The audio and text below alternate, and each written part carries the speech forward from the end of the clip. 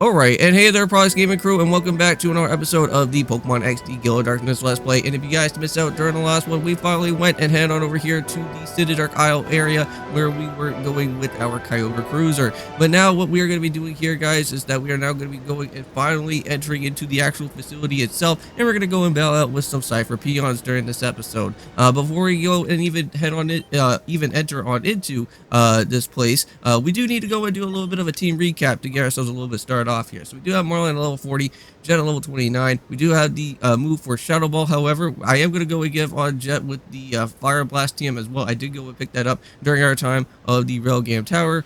So also too, we do have with Chuggett at level 36. We do have Caitlyn at level 33. We do have a Akami at level 38. We do have Triple H at level 31, and that is basically everybody on the team. Now, also too, there is one more other thing that we can go and do, just a little bit outside of the Citadark Isle, and that is going to talk on over here to the sailor guy. Now, apparently, when you go and talk to him, he says that he wants to go and take a ride in our Kyogre Cruiser, and if you say yes to him, he will go and give you the Battle CD 31, which I didn't realize that that could also be a thing that the sailor guy can actually give to you. I thought you would probably have to do that as a reward when you actually go and do the different battle sims that are going to happen during that time. But however, it doesn't even matter. At least we have that, well, that next new CD just in case. But however, I'm not going to really go and really worry about with the CDs all that too much, because I did go and let you guys know beforehand that during for the post game and all that stuff, we will be going and jumping on into with the different legendary battles that are going to be happening with those battle CDs, and even going through like Mount Battle and all that other good things that are going to happen when the post game actually does arrive. But however, we do have two different entrance ways here,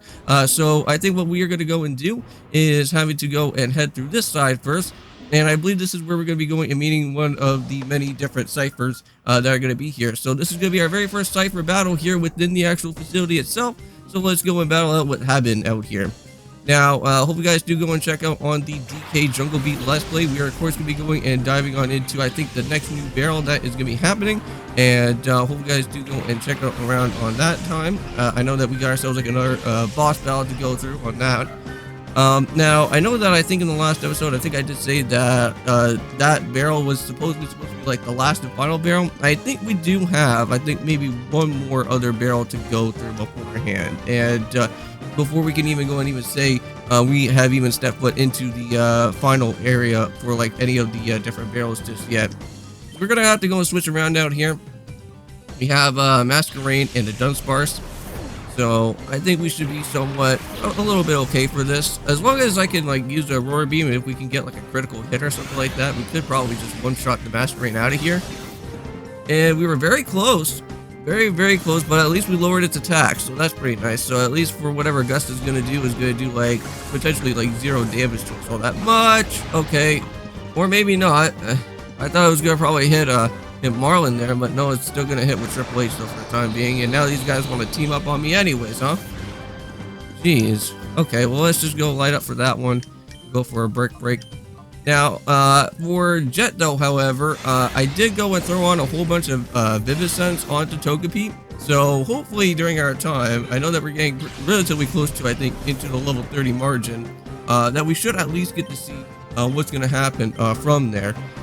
And maybe we will get ourselves finally with an Evo for Togepi during our time of this episode here. Going to light up with that, and Dunsparce is done and finished with just a one hit right there. So that is perfect. Okay. There we go. So just not getting really as good of enough EXP as it is, but that's fine. I'm not all that too worried about it though. Let's go for an Aurora Beam again. We'll set that up on Roselia, and we'll go for a Break on the Spinda. Like, you know, it's just pretty crazy just to literally think that for Spindas and also for Vivillons, that there's so many different forms, like for both of those two Pokemon. It's pretty crazy. And I don't really know, like for me personally, I kind of want to maybe do like a comic question of the day, I guess, since I don't really do all that stuff all that too much frequently anymore, like on my channel. But I have to say, what is your guys' like favorite type of form changes, well, within like the Spinda or Vivillon type of forms? Let me know, because I know that there's like millions of different like form changes for like different for all those different Spindas. It's pretty crazy. All right, but there we go. And with that being said in mind, I think if we go and head through here, is there anything special Poke item related up here? Seems like there is not. I thought that there would normally be like maybe like a hidden key or something, or like maybe a secret Poke item there, but I guess not. Well, that was just a waste of my time. But you know what? At least the good thing is here is that there is a healing machine and also a Pokebox item. So if you ever do want to go and switch around with any of your Pokemon at this point in time, you can feel free to go ahead and do so. But we also do have this guy here. And I remember when I was playing that game, I think during my time of when I did this on my channel, I remember I saw that text dialogue there for a second, and I thought he said Luxio Cruiser. And I was like, wow, okay, so I guess there is also another Easter egg in that game. But no, there's not. It says Luxio Cruiser, though. And I guess that was the ride that Mr. Varric, or I should say Master Greevil, was actually riding all the way over here. That would be really interesting to kind of see if that was actually named as the Luxio Cruiser. That would be like another Easter egg for another thing for Generation 4 here. Which there is a few Easter eggs within Generation 4 within Pokemon XD here and there. We're going to go for Aurora Beam, and I don't think we can really go for a Shadow Ball with the Xatu, because if we try to go and do that, I don't think it's going to do as much amount of damage, but I'm a little bit afraid about with that though, because that could probably knock out on Jet. And that's not a good situation, so we'll probably have to go switch out after the next turn. Unless if Xatu doesn't go and try to be really annoying out here. But there we go. Dodria's already knocked out with a high type of attack right there. So nice. And the Aurora Beam. Okay, so now we got ourselves with Whiscash. Oh no, we got Namazu and I have to go and knock him out. So this boy is going to be setting up for a Wish, and that's just going to be not very fun at all in the slightest. But unfortunately, I think what I have to go and do is change around with Togepi as quickly as I can. Okay, so let's go, and I guess we could probably just set up for a bite on the Xatu there, and then what we'll do is that we'll bring out with Triple H. Now, it doesn't even matter if I try to get a flinch off on the Xatu or not, because the Wish is still going to come into effect either way. Kind of like Moonlight, or like some of those other type of moves, where it kind of like has the way where even if you still get flinched or something like that, the move will still happen, even like with like a Future Sight or something. But there we go. So Xatu's already gone. But I don't know, would that Wish still come into effect even if Xatu is like still, well, even though that Xatu got knocked out? Because I'm pretty sure I don't think Wish will happen anymore now. Oh boy. Okay, well thank you for that though, but that's still gonna hurt a little bit on Triple H though. Yeah, the Water Resort was coming to effect into here very well. Okay. So it still does come true though, but either way, it doesn't really help it with Raticate and that type of aspect there. So we'll just have to go for a bite on the Whiscash, see if I can try to pull off with a flinch. For Raticate though, however, we do need to go for a break because I do not like this Raticate for what it's gonna probably do here. We'll just have to make sure to just get this guy away as quickly as we can. So Shadow Down is going to basically bring our defenses down, which that is not good at all, which I am not a big fan of that. Let's go for that bite there. And it does a pretty nice, good, decent chunk. So there we go. Here comes up the Brick Break. How much is this going to do? And it almost knocks it out. Just very close to it. Ooh, what, Snore? What the heck? What type of move is that? Like, you're not even fast asleep there, Namazu. Right, there we go. More Shadow Down. Oh, that's going to be a problem right there. Well, I'm pretty certain, I think, for whatever this Fergie guy is, I'm pretty certain I think this is, like, the only two Pokemon that he has, like, on his team. So I don't think we really do need to worry about it all that much. Now, oh yeah, and I should go and tell you guys, one other thing. Oh, wow, that was a high roll, too, for the bite.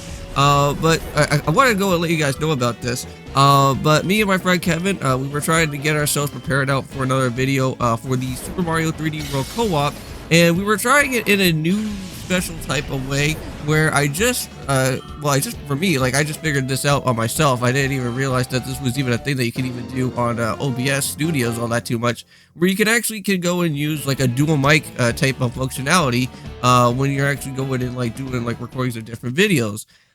So after like during all that time of me trying to set everything up, for some reason, like during the time of my recording, it was having like some sort of like weird like echoing situation, and it kind of felt like the exact type of type of situation that I had from before when I was doing like my first ever like co-op with my friend Christopher Dragcrow a little while ago, and having that weird echoing effect. So I don't know how I'm supposed to go fix around with something like that with a dual microphone. I know how to circumvent out on the situation where if I'm like doing like a Discord call or something with someone, I can just kind of just circumvent out by using my AirPod Pros that I have, and kind of use it in that way to use that as like a headset without it having to like echo through through like the different videos that happen. But however, I think that may probably have to get put on hold for a little bit for that type of equipment setup, because I think for right now, for the way of how I need to still go and do with Super Mario 3D World for that co-op series,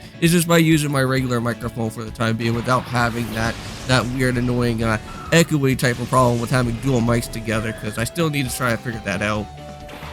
But it is something cool though. It is pretty nice that OBS Studios can actually go and do something like that. But however, we just need to go and probably switch around here, right? Or, well, no, I think we can still use water gun on an Aaron, but I think here for this Corsola, though, however, we do need to switch over to Caitlyn. We do have a electric type move for this guy.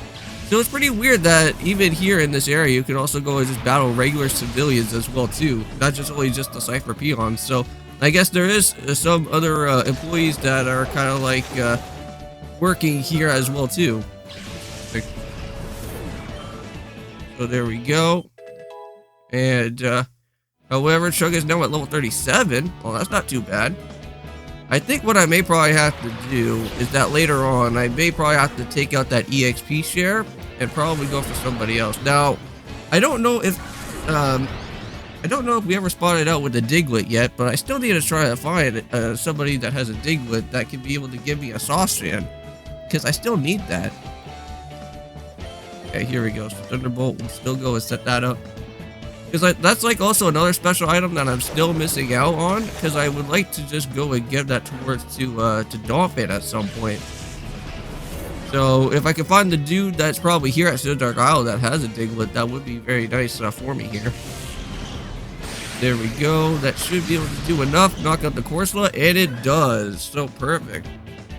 And at least the good thing is that since we're still on the first floor of the lobby here of our time of the Citadark Isle Fortress, at least we can go and make ourselves a way back over towards to the healing machine as quickly as we can. So there we go, and that dude's already finished as well. Okay, so not bad. I don't back talk to any tough battler. Okay. Well, anyways, let's just go make our run back here to the beginning area all over again. I still have to try to figure out a way on how we still need to go and reach over to that little area. Maybe when we have to go, probably have to do like a little bit of like a circle somewhat, like a semicircle around over here where that guy is at. Because I don't think we can go ahead into here right away. No, because that's an elevator that is still going to take us back over to that other way back to the very beginning. But we can't do that just yet. I don't think so. But here we go. So make it around over here through this way, and it looks like this guy is also going to go and challenge us as well. Huh? Maybe. Are you somewhat suspicious? Well, you should probably know about who I am, because I'm like the dude that literally busted through like 2 different Cipher places. So yeah, I think you can say that I am a little bit suspicious. Here we go. We got ourselves with Sneasel and Giraffe Rig. I'm going to probably assume that I have to go for a fight on the Giraffe Rig. And then for the other mod, no, however, for Sneasel, I don't think Jet would be all that too perfect for it. So let's just go for a bite. We'll hit the Giraffe Rig there. We could actually go into Triple H as well, but I think Okami would probably suit us a little bit nicer. Just so that I don't have to really worry about what type of moves that Sneasel actually does have at this point in time. But this could probably be our last trainer of the day, and then we'll just make our way down to the other floor that's going to be here, and then we'll probably call it. Now, I know that there's like a certain area at some point here. It's the Dark Isle, where I know that there's some lava involved, and I know that we kind of have to use, I think, some of the different Pokéballs, I think, to probably kind of for us to kind of just go and push into the lava, and then for us to kind of go and walk towards to the other different places that are around there. I'm trying to remember if that's how that's supposed to work or not. But let's just go for a quick Aurora Beam here on the Golbat. We'll go for a Oh, well, we do have Fire Blast as well, too, with Okami. But anyways, let's just go and go and light that up. Let's use Fire Blast for the first, well, not really for the first time, but use it for another time out here. I just love that move. It's so fun. I totally forgot about with Okami getting that move as well. But that's pretty nice. At least we got ourselves with 2 mons that are going to be using that at some point soon. Go. Now we're going to set up for the Aurora Beam, and that should do some nice damage right there. And that already went and knocked out on Golbat, so that is perfect. Now we just need to go and try and get out with the Seeking now. So I think what we're going to go and do is set up for a bite, and we'll switch around and we'll bring out with Caitlyn. Hopefully that can kind of work out, because I don't really want to go and trust on having Okami just kind of just staying in here. I know that this man's going to probably at least have Hydro Pump waiting for us. There we go, we're going to set for that bite, and does it do enough? It does do a chunk, but can we get a flinch? Nope. So back. Yeah, we already went and tried that out before with Triple H. And that Goldeen almost like took out Triple H there from before. So that bite, go for a Thunderbolt here. Now, I know that this bite's not going to probably knock it out all the way, but at least the Thunderbolt will do its job. I think with that, we can go and call this a victory on this guy here. We already went and done with, like, well, I want to say with majority of, like, 4 trainers so far within this area, so not bad. Not a bad start at all. And there we go. So let's see what we got. Any cash for us? 544. Yeah. Okay. Well, I guess that was a little bit from like the amulet coin as well, but you were really somewhat suspicious. Yeah. And I think here it is. Here's the beginning of the elevator, but oh boy. Oh no! Well, if it is a Lovrina. Okay. Well, I guess this is going to probably be the last thing that we're going to do out here. I thought we were just going to go and probably just head down to the floor and then call it a day, but no, it seems like Lovrina is also back, and she wants to have a rematch with us, because I know that during the last time, we went and kicked her butt the last time around, and she wasn't really all that too happy about it. But now we're going to go and see, I think her same is that type of Pokemon that she well, I think she has, an evolution type of team that's going on now, because I think the last time I think she had a Clamperl and a Curlia, I think the last time, but now they finally evolved up a little bit more. So we're gonna go for a bite here, and then for us to get that Huntail out of the way, we'll have to go and switch around into our own Gardevoir instead.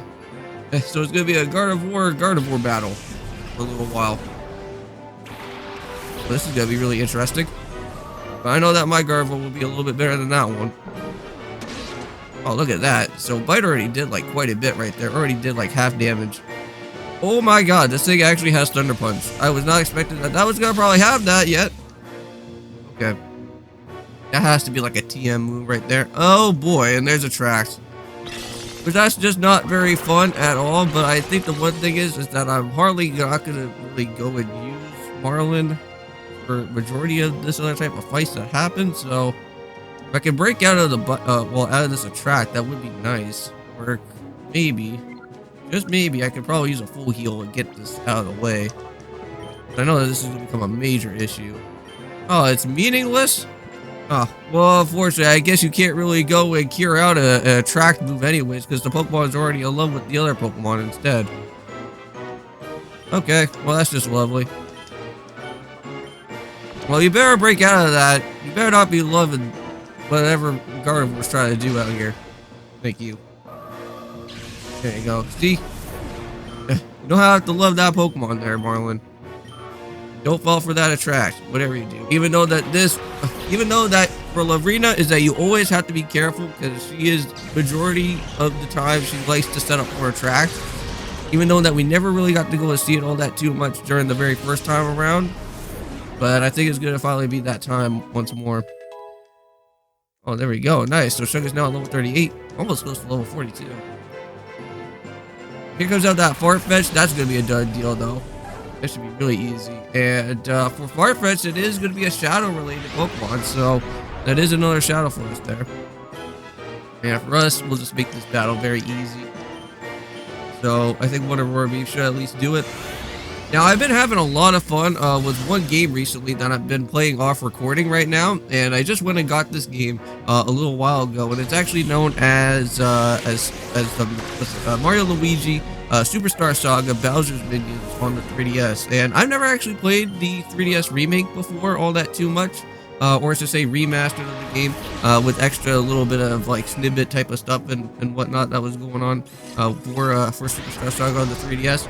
But I may potentially be doing a Let's Play on that game at some point, so I'm just trying to get like the feel of the controls and whatnot. And I have to say, the controls are so much better than what the GBA version has to be, because sometimes when you're playing like on the GBA and you're playing it like on GameCube wise, because like I remember playing that like on my GameCube a little while back on the channel. And I have to say, like, sometimes, like, trying to literally hit the A button or, like, the B button with, like, Luigi or Mario sometimes doesn't really always work all that too much. And I don't know if that's just, like, a problem with, like, with like, the cartridge itself. Because I know it's not, like, a problem with my GameCube controller. I know that I was using a Wavebird, so it could possibly be that.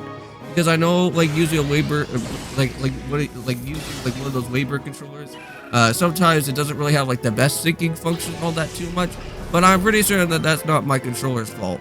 I'm pretty certain I think the controls for the GBA version of that game is a little bit wonky. But I like how in the 3DS version it's so much more like fluid, and you can actually be able to land the jumps like a lot properly out there. Now, this Altaria battle could probably be a very scary situation, and I think that's what we're going to be seeing right here. Ouch. Okay, that did a lot. May possibly have to go switch around with Mons out here. Now, Aurora Beam should do enough. There we go. And that already went and take it out.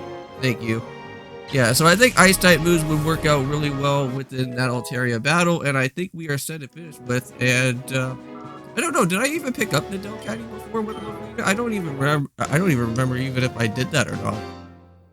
But yeah, so it seems like she kind of had like a little bit of a new team that was going on. So her love disc wasn't even around anymore, and she still kept that Clamperl on her team, and same with the Curlia. But both of those two like evolved already. But how I just like you, I'll be glad, little boy, when the Master Gravel XD001 make you pay. You know what? I had the Master Ball glitch, by the way, or I could do the Master Ball glitch if I needed to. But anyways, I think we're gonna go and end off this episode for today. So thank you guys so much for watching. In the next one, we will go and continue through the next floor that is gonna be going on from here, and we'll see what is gonna happen when we go and take a little ride into the elevator instead. Well, for the next episode. And I'll see you guys in DK Jungle Beat, and of course, peace.